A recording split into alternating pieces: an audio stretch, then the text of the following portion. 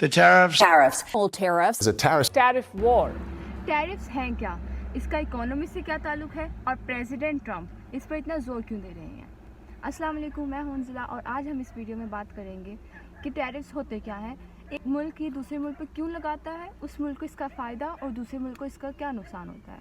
बात सिंपल है, जब एक मुल्क कोई दूसरे मुल्क से कोई चीज़ इंपोर्ट यानी दरामद करता है तो वो उस पर एक टैक्स यानी टैरिफ लगाता है और वो टैक्स उस चीज़ की वैल्यू के हिसाब से लगाया जाता है। मसलन अगर एक चीज़ 100 रुपये की है और उस पर 15% टैक्स यानी टैरिफ है तो अब उस चीज़ के लिए 15 रुपये इजाफी देने होंगे जो कि इवेंचुअली मैं और आप यानी कंज्यूमर देते हैं।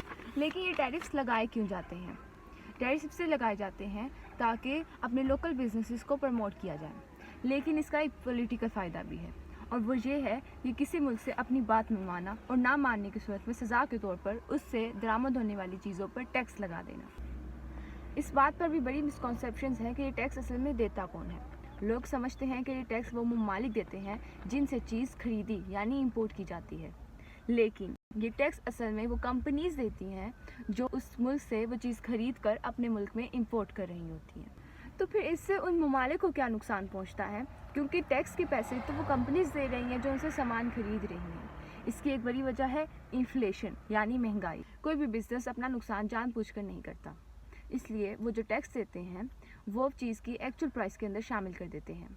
मसलन अगर 100 रुपये की चीज़ पर 15% टैक्स था तो अब वो चीज़ लोगों को 115 रुपये की बेचेंगे, जिससे कंज्यूमर के लिए वो चीज़ और महंगी हो जाएगी और इस सब सीन से जन्म लेती है महंगाई, जिससे कस्टमर की परचेजिंग पावर कम हो जाती है और वो लोकल और मियारी ऑप्शंस पर स्विच कर जाता है, जिससे इंपोर्ट करने वाली कंपनीज को नुकसान होता है और वो इंपोर्ट बंद कर दें।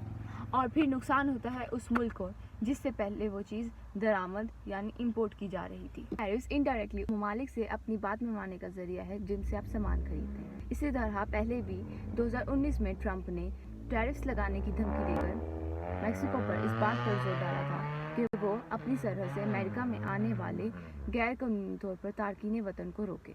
बल्कि प्रेसिडेंट ट्रंप तो खुद को टैरिफ मैन कहते हैं और उनके नज़दीक ये जंगों से बचाव के लिए एक अहम हथियार है। पर क्या ये वाकई लड़ाई को ख़त्म कर रहा है या दोस्तों को भी दुश्मन और उनकी इकोनॉमीज़ को नुकसान दे रहा है? क्योंकि अमेरिका के लगाए गए टैरिफ्स का असर आलमी मंडियों पर नज़र आ रहा है और वह मनफी असर है, जिसमें एशिया के स्टॉक मार्केट जायंट्स जैसे कि चाइना, जापान, इंडिया, वियतनाम और इसके साथ यूरोप, यूके और अमेरिका पर भी इसका मनफी असर नज़र आ रहा है। क्योंकि वो कहते हैं ना, किसी पर कीचड़ उछालो तो छींटे खुद पर भी गिरते हैं। क्योंकि जब अमेरिका ने दूसरे ममालिक पर टैरिफ्स लगाए तो उन ममालिक ने भी जवाब में अमेरिका पर टैरिफ्स लगाए, जिनमें सरफहरिस्त है चाइना, और यूँ जन्म लेती है टैरिफ वॉर। और इस सारे अमल ने रिसेशन यानी आलमी मंडियों में मंदी की आवाज़ों को जन्म दिया है। रिसेशन होता क्या है? ये करीबन 6 माह का मौशी जवाल का एक टाइम पीरियड होता है जिसके दौरान स्टॉक मार्केट्स मंदी का शिकार रहती हैं, बेरोज़गारी में इजाफा होता है और रियल स्टेट की वैल्यू में भी कमी आती है। रिपोर्ट्स और एक्सपर्ट्स के मुताबिक अमेरिका में रिसेशन का खतरा 40 से 60% तक बढ़ गया है और यही वजह है कि अमेरिका के खाम तेल की कीमत में एक बड़ी गिरावट नज़र आई है। अब देखना ये है कि ये टैरिफ वॉर कहाँ तक जाती है और कब ख़त्म होती है।